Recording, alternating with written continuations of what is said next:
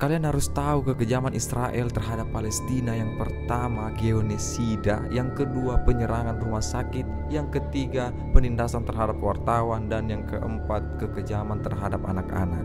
Halo, apa kabar kalian semua? Terima kasih karena telah klik video ini. Semoga kalian semua sehat dan sukses selalu, amin. Sesuai dengan judulnya, mungkin kalian ada yang bertanya, kenapa Israel memerangi Palestina?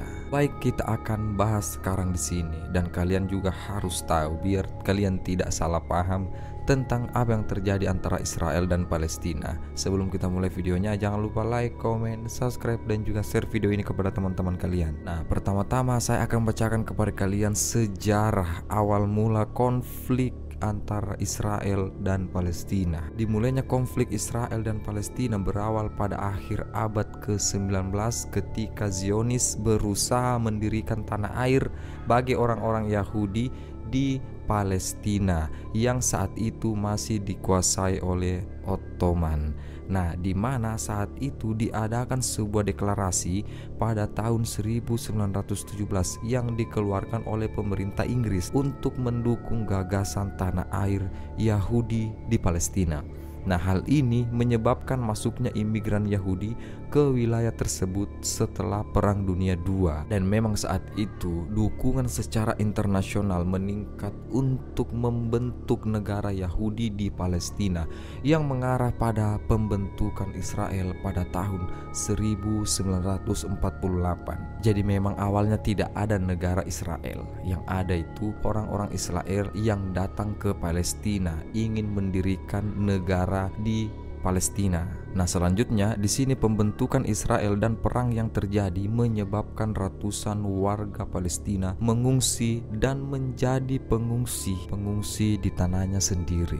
Puluhan tahun antara Israel dan rakyat Palestina. Nah, kemudian orang-orang Palestina berusaha untuk mendirikan negara merdeka mereka sendiri, setidaknya wilayah Palestina yang merupakan wilayah yang paling bersejarah untuk mereka. Nah, Amerika Serikat dan negara-negara lain juga ikut serta memainkan peran penting menengahi perdamaian antara perang Israel dan Palestina. Namun masih banyak kendala yang dihadapi. Di sini termasuk masalah pemukiman Israel di tepi barat, status Yerusalem, dan nasib akhir para pengungsi Palestina. Nah, di sini pembagian wilayah oleh PBB pada tahun 1947. Nah, pada tahun 1947, populasi dari warga Yahudi sudah mencapai sekitar 33% dari seluruh wilayah yang ada di Palestina. Tetapi warga Yahudi ini hanya memiliki sekitar 6% dari tanah tersebut. Nah, pembagian wilayah yang dilakukan oleh PBB pada tahun 1947 menjadi pemicu konflik Israel dan Palestina.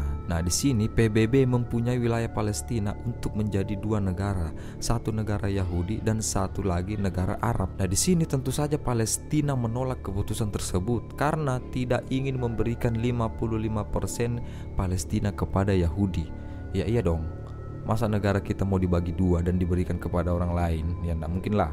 Apalagi Palestina kan tahu sendiri, itu adalah tempat bersejarah untuk orang-orang Islam. Nah, di sini kemudian ada pembersihan etnis Palestina pada tahun 1948.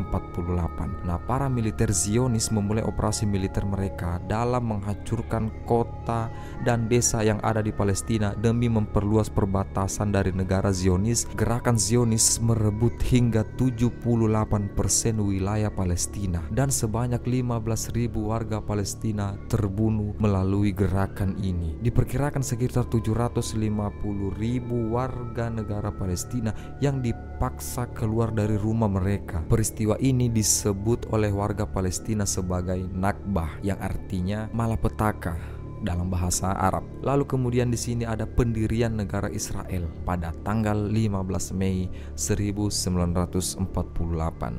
Nah, diumumkannya pendirian negara Israel. Karena deklarasi ini, warga Palestina pun di sini menolak dan pecahlah sebuah perang bernama Al-Nakbah. Nah, perang tersebut membuat sekitar ratusan ribu warga Arab Palestina melarikan diri dari rumah mereka, dan tidak lama berselang, kira-kira setahun setelahnya, Israel berhasil menguasai beberapa wilayah yang ada di Palestina. Kemudian perang 6 hari atau disebut Naksa. Pada tahun 1967 dilakukanlah penyerangan pangkalan udara Mesir oleh Israel yang menyebabkan terjadinya perang besar antara Palestina dan Israel. Kemudian ada Intifada 1 tahun 1987 sampai 1993. Nah, di sini arti Intifada itu adalah perlawanan. Nah, Palestina melakukan intifada di jalur Gaza pada Desember 1987. Nah, hal inilah yang menjadi alasan berdirinya Hamas. Mungkin kalian semua tahu. Nah, kemudian di sini ada perjanjian Oslo Palestina. Nah, perjanjian Oslo ditandatangani pada tahun 1993. Perjanjian ini sebagai pertanda berakhirnya intifada dan pembentukan Palestina Authority. Nah, Palestina Authority adalah pemerintahan sementara yang diberikan oleh pemerintah mandiri pada batas wilayah jalur Gaza dan tepi barat. Nah, pada akhirnya PLO mengakui kedaulatan Israel dan memberikan Israel kendali atas 60% wilayah tepi barat. Kau yang datang, kau yang menang. Tidak adil. Oke, selanjutnya Intifada 2 pada tahun 2000. Nah, Intifada yang kedua terjadi pada tanggal 28 September tahun 2000. Nah, Intifada ini terjadi saat Likud Ariel Sharon, seorang pemimpin oposisi, melakukan kunjungan yang cukup provokatif ke Masjidil Aqsa. Nah, Israel melakukan perusakan pada perekonomian dan infrastruktur Palestina, dan pada saat itu Israel akhirnya berhasil menduduki wilayah yang sebelumnya ditempati oleh otoritas Palestina. Kemudian ada konflik 11 hari. Nah, di sini pada tanggal 10 Mei 2021 Israel melakukan serangan menuju Masjidil Aqsa. Penyerangan ini dipicu akibat dari perebutan wilayah Yerusalem Timur, atau lebih tepatnya Seyjarah. Nah, karena inilah pasukan Hamas dan Israel saling menyerang satu sama lain melalui serangan udara. Nah, penyerangan ini terjadi selama 11 hari lamanya, sampai akhirnya kedua negara menyetujui gencatan senjata dimulai pada Jumat 21 Mei tahun 2021. Lalu selanjutnya di sini Hamas menyerang Israel pada tahun 2023. Nah, di sini Hamas melakukan penyerangan terhadap Israel pada tanggal 7 Oktober 2023. Hamas melakukan penyerangan dengan cara meluncurkan ribuan roket. Nah, di sini Israel menanggapi penyerangan ini dengan mendeklarasikan waspada perang. Nah, Israel melakukan serangan balasan melalui jalur Gaza. Di sini pejabat pertahanan Israel menyatakan bahwa semua aliran listrik dan makanan yang ada di Gaza akan diputus sepihak. Nah, hal ini sebagai isyarat bahwa Israel akan melakukan pengepungan secara total. Nah, itulah tadi penjelasan mengenai kronologi sejarah antara konflik Palestina dengan Israel. Nah, dalam sejarah ini kalian sendiri tahu bahwa siapa yang pemberontak sebenarnya di sini. Bukan hanya tentang Palestina dan Israel, dimanapun negara itu atau siapapun mereka. Kalau tanahnya dirampas, pasti dia akan bertahan. Silakan tulis tanggapan kalian di kolom komentar, dan sampai jumpa di video selanjutnya.